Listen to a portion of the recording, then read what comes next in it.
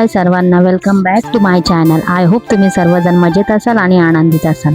आजचा दिवस माझ्यासाठी खूप खास होता, कारण आज रविवार आणि रविवार म्हटले की मनात एक वेगळीच उत्साह असतो.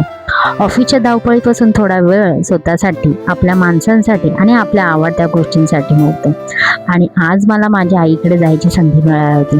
खरं सांगायचं झालं तर ऑफिसची दगदग, रोजची कामं, स्कूल ह्याच्यामुळे आईकडे जायची संधीच मिळत नाही. पण आज मात्र मला ही संधी मिळाली होती. त्याच्यामुळे ही संधी काही गमवायची नाही म्हणून आज गेली होती. खरं सांगायचं झालं तर आईचं घर म्हणजे आपल्या आयुष्यातली अशी जागा आहे जिथे आपण कितीही मोठे झालो, कितीही जबाबदाऱ्या आल्या तरी गेल्यावर मन पुन्हा लहान मुलांसारखं होतं. आईच्या घरात गेल्यावर ना कोणताही दिखावा नसतो, असतं ते फक्त प्रेम. म्हणून मग आधी तर घेतली कोऊ गेल्याबरोबर तिला अशी भीती वाटली, कारण की सिद्धार्थ एकदम जोरात ओरडला तिला सरप्राईज द्यायच्या चक्करमध्ये. मग ती लागली होती रडायला. मग परीला घेतली जवळ. परीलाही बरं नाहीये, थोडासा तिला ताप वगैरे येतोय, त्याच्यामुळे मस्तपैकी तिने टोपी वगैरे घालून बसली होती. आणि मग ती बघा कशी कॅमेरामध्ये बघते. कोऊची पप्पी घेते, कोऊचा लाड करते, म्हणून परीला काहीतरी प्रश्नच पडला होता, म्हणून अशी वर तोंड करून बघत होती. आणि त्याच्यानंतर आमच्या तर मस्ती चाललेल्याच असतात. तर मोठ्या मम्मीने काय खाऊ आणलेला आहे हे बघण्यात मात्र कोऊला फार उत्साह असतो. त्याच्यामुळे ती सगळा खाऊ काढून बघत होती, पण खात तर काहीच नाही. त्याच्यामुळे तिला म्हटलं तू काही खाणार आहेस असे विचारत होती, तर ती मला काहीतरी सांगत होती. आणि असा तिच्याबरोबर मी आज दिवस घातला होता. त्याच्यानंतर दुपारी आईचं जेवण बाकीच होतं आणि मी गेली होती जेवणाच्या वेळेसच. मग आईने लगेच आम्हाला सगळ्यांना जेवणासाठी बसवलं होतं. परी बघू शकता की कशी बघत आहे. तिला व्हिडिओमध्ये घ्यायला म्हणजे तिला कॅमेरामध्ये कॉल वगैरे केला की कॅमेरामध्ये ती बघत नाही, ती वेगळीकडेच बघत असते. पण आज मात्र तिला म्हटलं जरा लक्ष देऊन बघ, तरी बघत होती म्हणून. आणि त्याच्यानंतर ह्या लोकांच्या मस्ती तर चालूच असणार. ह्या लोकांना म्हणजे कधी एकमेकांबरोबर थोडा वेळ जरी गेला तरी 10 मिनिटं असे रिलॅक्स असतात. मग त्याच्यानंतर चालू होतं त्या लोकांची मस्ती. आणि त्याच्यानंतर मी इकडनं घेऊन गेली होती प्रीमिक्स असं ना लाडूचं पॅकेट होतं. ते म्हणजे फक्त ना आपल्याला ना गरम तूप टाकून ना ते लाडू ना बनवून घ्यायचे होते. ह्या पॅकेटमध्ये 200 ग्रामचं पॅकेट होतं आणि त्या पॅकेटमध्ये असे 10 ते 12 असे लाडू माझे झाले होते. चांगले लागले होते. मी काही टेस्ट केले नाही, पण संध्याने आईने अशी टेस्ट केले होते. त्याच्यानंतर आजच्या दुपारच्या जेवणामध्ये होती पापडी आणि शिमला मिरची भाजी, भाकरी, आळू वडे असे जेवण होते. त्याच्यानंतर जेवण वगैरे केला. दुपारी थोडंसं रिलॅक्स झाली. ठीक आहे. नंतर परीने मात्र मला उठवलेलं होतं मस्ती करून. मग अशी उठली होती. संध्या आणि दिनेश हे बाहेर गेल्यामुळे येताना खाऊ घेऊन आला होता. तो काय खाऊ आणला तो बघण्यामध्ये परीची मात्र धावपळ चालू होती की तो खाऊ असा वेगवेगळा करून ठेवण्यामध्ये तिची मात्र लगबग चालू होती. मस्तपैकी सगळा खाऊ असा पसारा करून ठेवला आणि त्याच्यामध्ये ती मस्तपैकी बिझी झाली होती त्याच्यामध्ये लोळण्यामध्ये. मग तिला बघता मीही माझा व्हिडिओ शूट करून घेतला होता. आणि तिचे व्हिडिओ कॅप्चर करायला मला फार आनंद वाटतो. तो सगळे व्हिडिओज, मेमरीज असे सगळ्या माझ्या यूट्यूबमध्ये ते सेव्ह असतील असं मला काहीसं वाटतं. त्याच्यानंतर चहा वगैरे घेतला. मग आई लागली 6 वाजल्यापासून जेवणाच्या तयारीला, का तर मला घरी परतायचं होतं. मग आई नेहमीप्रमाणेच मस्तपैकी असं जेवण बनवत होती. आणि मला जे काही लागतंय ते मला आई सांगत होती की तू भरून घे. आईच्या लागल्या होत्या भाकरी बनवायचा कार्यक्रम.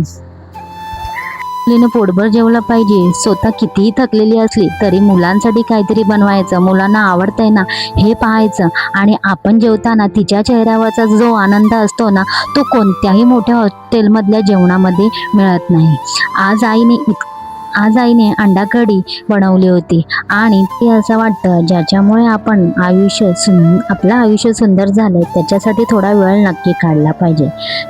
कारण आयुष्याच्या शेवटी आपल्या आठवणीत किती पैसा कमवला हे राहत नाही. आपल्यासोबत कोण होतं, कोणासाठी आपण हसलो आणि कोणाच्या चेहऱ्यावर आपण आनंद आणला हे खरंच महत्त्वाचं असतं. तर मंडळी, आजचा हा माझ्या आईसोबतचा सुंदर रविवार तुम्हाला कसा वाटला ते कमेंटमध्ये नक्की सांगा. तुम्हालाही तुमच्या आईकडून अशीच प्रेमाने भरलेली पिशवी मिळते का? तुमची आई तुमच्यासाठी कोणता पदार्थ सगळ्यात जास्त प्रेमाने बनवते? कमेंटमध्ये नक्की सांगा. आणि जर तुम्हाला माझे असे साधे, घरगुती आणि मला मनाला भिडणारे व्हिडिओ आवडत असतील तर माझ्या चॅनलला नक्की सबस्क्राईब करा, व्हिडिओला लाईक करा आणि तुमच्या मित्रमैत्रिणींसोबत शेअर करा. रविवार मला पुन्हा एकदा हे शिकवून गेला की आयुष्य मोठं करण्यापेक्षा आयुष्य सुंदर करणं महत्त्वाचं आहे. आणि आयुष्य सुंदर होतं ते आपल्या माणसांमुळे, त्यांच्यासोबत घालवलेल्या वेळामुळे, त्यांच्या हाताच्या जेवणामुळे, त्यांच्या छोट्या छोट्या काळजीमुळे आणि त्यांच्या प्रेमामुळे. म्हणून मंडळी, आज तर तुमची आई तुमच्यासोबत असेल ना तर एकदा तिला फोन करा. फक्त एवढंच विचारा, आई तू जेवलीस का? विश्वास ठेवा, त्या एका प्रश्नाने तिच्या चेहऱ्यावरचा जो आनंद येईल ना तो तुम्हाला कोणत्याही महागड्या भेटवस्तू देता येणार नाही. आणि जर आई जवळ असेल तर नक्की तिला एक मिठी मारा, कारण आयुष्यात काही गोष्टी सांगण्यापेक्षा अनुभवणं जास्त सुंदर असते. काय सगळ्यांना असं बाय वगैरे करून, सगळ्यांचे लाड वगैरे करून मी आली होती पुन्हा घरी. म्हणजे काय, रात्री झाली होती 8:30 साडेआठ झाले होते. मग घरी आली होती. पिऊची लगबग तर चालूच असते. पिऊला मात्र कधीच आराम नसतो. कपडे वगैरे चेंज केले, हातपाय वगैरे धुतले आणि मग ती लागली होती तिच्या कामाला आणि मी लागली होती माझ्या कामाला. मला आईने काय दिलं हे सगळं बघण्यामध्ये आणि ते ठेवण्यामध्ये. आईने मला आज अद्रक लसणाची पेस्ट सुद्धा करून दिली होती. मला आता ही जेमतेम पेस्ट 15 दिवस तरी जाणार. आणि थँक्यू. मी झोपल्यानंतर आई मात्र दुपारी झोपली नाही आणि तिने माझ्यासाठी हे सगळं करून ठेवलं होतं. अद्रक लसणाची पेस्ट करायला मला फार कंटाळा येतो, म्हणून प्रत्येक वेळेस काय करते, आईला सांगते आणि तिच्याकडनं हे सगळ्या गोष्टी करून घेऊन येते. आईला माहिती आहे की हिला कामामुळे वेळ भेटत नाही, म्हणून ती मला प्रत्येक वेळेस नेहमी करून देत असते. आणि अशा प्रकारे तिने डबा वगैरे भरून माझा रेडी केला होता. तिने कधी लसूण साफ केलं, कधी अद्रक साफ केलं मला काही माहिती नाही, का तर मी दुपारी थोडाफार आराम केला होता. रोजच्या दगदगीमुळे मला काही आराम करायला भेटत नाही, म्हणून निवांत असं जेवून मस्तपैकी आराम केला होता. आणि त्याच्यानंतर मग पुन्हा आपल्या कामासाठी मी लागली होती.